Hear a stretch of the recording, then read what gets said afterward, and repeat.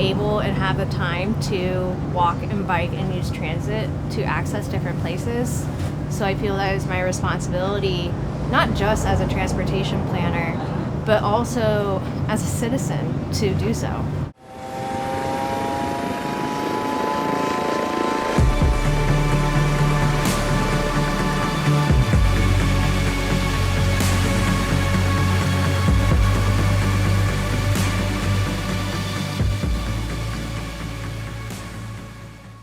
I work as a senior transportation planner for Kittleson, and I focus on what we call active transportation, so that's walking and biking. Micromobility gets put under that, and so that's like your scooters and other like forms of like micro transit. It's not necessarily active, we probably need to update the term, but and then I also focus on what's called first last mile, or FLM, access to transit. So that's looking at walking and biking avenues that are safe to access transit. I've been doing this for about 10 years. I think my shirt, actually I'm going to rep, this is Street Trust. The logo's on the back of my shirt, but that's a local nonprofit here that I have volunteered with and am very close with, and advocating for multimodal options. I do want to make it clear that as a transportation planner that is focused more so on active transportation, that I'm not against cars. My dad has to use a car because he is disabled and there is literally no other option for him. His car is designed for him to use it. But we do need to get more people using other modes of transportation because the greenhouse gas emissions are way high. And I just saw this article that came out about how if we cycled here in the US like the Dutch, it would almost slash greenhouse gas emissions in half for this country. You know, I'm brand new to Portland, so in October. So by walking, I actually make a lot more community connections. My dog is very friendly, so she'll literally just like roll over for anybody, and she does. So it's been nice to help build those community connections. And then the health benefits I'm getting, walking 30 miles on average a week, going to different destinations, has really benefited me. I do think it's important to include that, at least here in Portland, for me, it's not just about walking and biking access, it's also transit access. And so when it is a destination that is too far, for instance, like my orthodontist is on the other side of town, I take transit there. And having a very reliable, frequent service near me that I can walk to safely is super, super important. The Portland Greenways mean a lot of different things. So when you're looking at it from just like a bike and walking network, it allows people to access different things that are very important to life, like healthcare access, job access, educational access, and other ways than owning a car. Owning a car, in addition to your car payment, is about $9,000 a year. That counts your insurance and then the typical maintenance and the gas. And actually, I'd probably take a guess it's higher than that now, given inflation and all that. So that's really inaccessible for a lot of people. When you live in an urban center, you really should have multimodal options. For me, when I moved to Portland back in October, I chose to give up a car. As a transportation planner, I felt that was important for me to do because it allows me to understand a little bit better just what it means to live without a car. And it's worked out pretty well for me. I will say, as a woman, like I won't walk around at night unless my dog is with me. She is a very lovely dog, but she is part pit and she's a big black dog. So like it does put a lot of people off. And she's super friendly. She'd probably roll over for you. But that provides me the safety that I need in order to walk around at night. In terms of bike access, I haven't necessarily gone down that route yet, even though I am a bicyclist. And again, it becomes an issue of car-bicyclist conflict. So I moved here in October and the rainy season had started. And I also just am very aware of what the statistics around bike fatalities and serious injury are when you get hit by a car.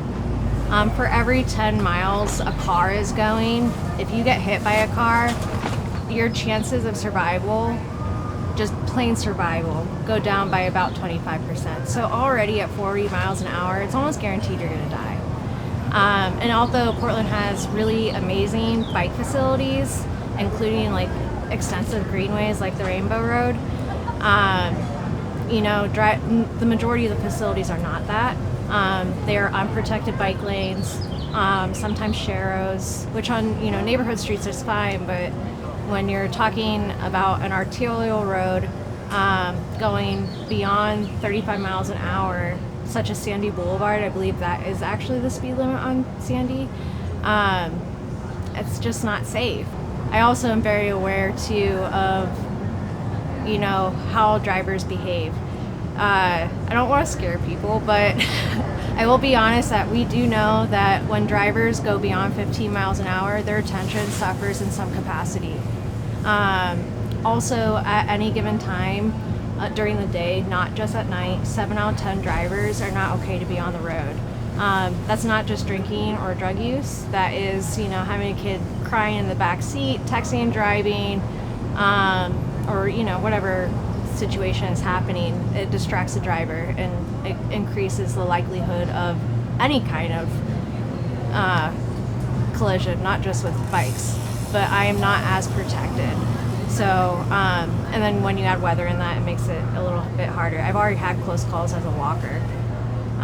So I wanted to wait until it got nice out to learn how to use the network around here so that I'm the most educated bicyclist that I can be. I use both bus and the Max. It's been good for the most part. I love the community you can also build on bus and just transit in general. People, you can start conversations. The bus driver is always really nice and very helpful in where you need to get to go. I will say on the flip side of that though, I won't ride transit without my dog. And I will say I am aware that I'm technically not supposed to have my dog on transit, but back in December of this past year, I was going out to Gresham for some holiday shopping, and it got dark early, so it was dark at 4:30. And a person boarded the Max line out there that obviously was having a drug issue or a mental health issue, or probably a combination. But they beelined like right towards me, which I can defend myself, but I'm also 110 pounds, so. But my dog just she's super well behaved. She just sat up and just made her presence known, and that person left me alone. So as much as I do love the transit system here, and I do think it's very effective, I think a lot of people are having a hard time, especially after the pandemic. Well, it's a reflection of our infrastructure too. I used to live up on Sandy, which is just a couple blocks up from here, and while there is some lighting, there isn't a whole lot of lighting, and so that naturally makes a pedestrian more vulnerable because they can't be seen as well by cars. And those small, although they are costly, small infrastructure improvements would really lead to a really improved pedestrian experience, not just in safety, but perceived safety, which is comfort. I can absolutely understand why women or other genders would not necessarily walk, bike, or use transit. I would say, start off small. Use the bikeways that you're more familiar with. Use the greenways that you're more familiar with. And then also you can also build upon that. You can go use the bike lanes, and you become more confident as you do it. It does require a little bit of trip planning.